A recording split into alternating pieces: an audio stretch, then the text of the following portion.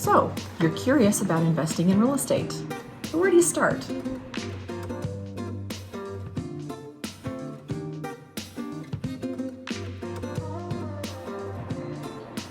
I'm Jenny Hendricks at Century 21 Prestige Realty, and real estate investing is something that I love to educate about. I love to help people through this process.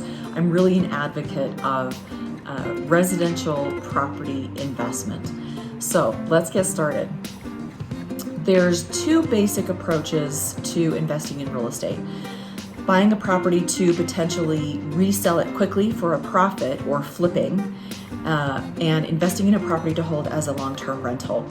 Today we're going to talk about strategies for purchasing and holding these long-term rentals. So to determine whether a rental property investment will work for you, the first place to start is with an informed estimate of the return on investment, or the ROI of the property. What is your expected income? What are your expected costs? This is a really important first step that you can't skip. No matter how excited you get about a property, the math has to work for you, and it has to meet your predetermined expectations. Now, there's not one magical number that says this is a great investment, that one is a terrible investment. It's really the subjectivity of it that makes the market work so well. What works for one person might be a bad decision for another person.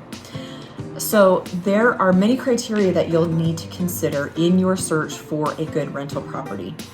For most people, having a positive cash flow is going to be a really important consideration, where the rents and any other income that you're earning from the property is going to be greater than all the expenses, including your mortgage payment, your property management fees, property taxes, repairs, insurance, etc. And also please consider your time. Real estate investing is passive income, but that doesn't mean that you're going to buy a property and never touch it again. As a landlord, there will be an investment of your time, and I recommend hiring a property manager to help you with the maintenance, tenant screening, rent collection, and so forth.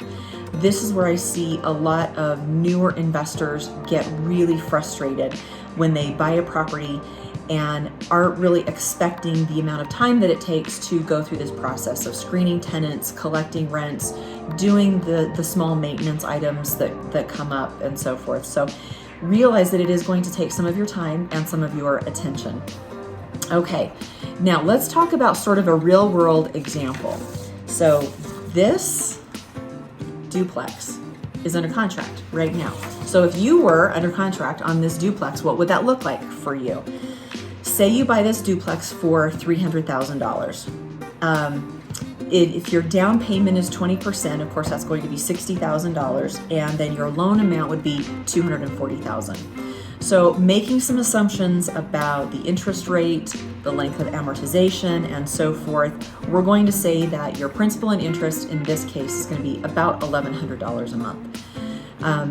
Then you're going to have taxes, in this case of $1,000 a year, or about $85 a month, and insurance of probably about $500 a year, or $42 a month.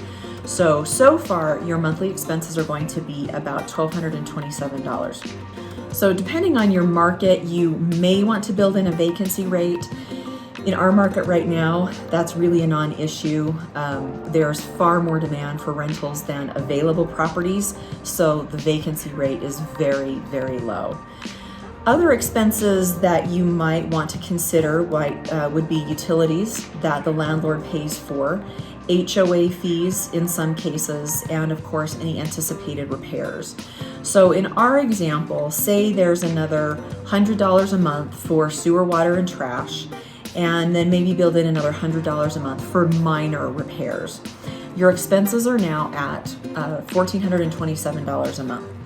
In this example, this duplex is generating about $1,750 a month in rent. So you're going to be positive about $323 a month in your cash flow.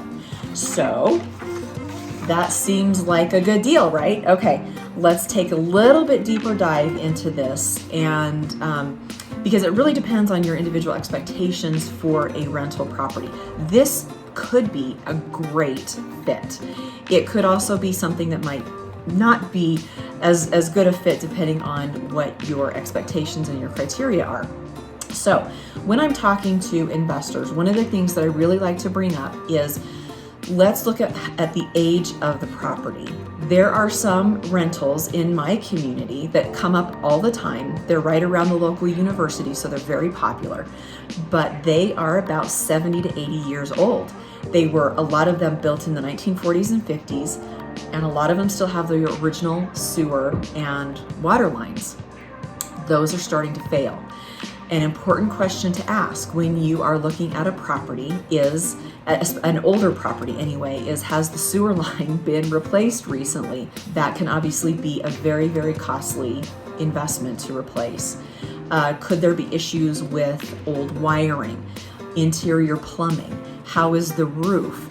These items can be difficult to forecast, but it's important to at least estimate if you're going to have to take care of these big ticket items down the road, and really build that into your math when you're calculating that return on investment, or ROI. The second piece of the rental purchase decision is finding the right financing. Financing an investment property is a little bit different than financing your primary residence. And the major distinction, of course, is the size of the required down payment. On a primary residence, you can most of the time finance for about 5% down or less, depending on your income, your debt, what type of loan you qualify for, etc. For an investment property, really expect 20 to 25% down. There are some creative ways to get around this. However, if you are purchasing an investment property that is 4 units or fewer, and you are going to occupy one of those units, you can actually get FHA financing on it. So that's just 3.5% down.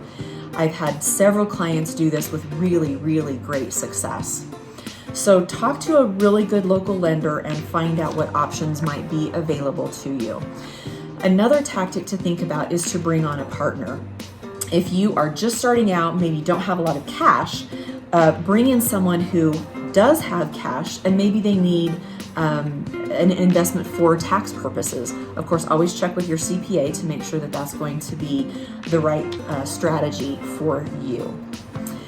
Really quickly, I wanted to throw in here another type of rental property that is becoming really popular right now. It's a vacation rental. I've got a number of clients who are really loving this option, and it's returning a great cash flow. If you're interested in this market, it's a little different. So here's some things to consider first. There will likely be more fluctuation in the time that it's rented. There are typically months of the year that are more popular for overnight rentals. So you'll need to kind of build that fluctuating cash flow into your plan. Also, the ongoing costs can be higher.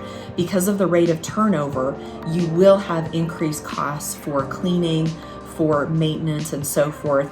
Your insurance might be slightly higher, and you're probably going to have more of an investment in advertising. So just make sure that when you're calculating your ROI on an overnight rental, that the factors to put in there are just a little bit different.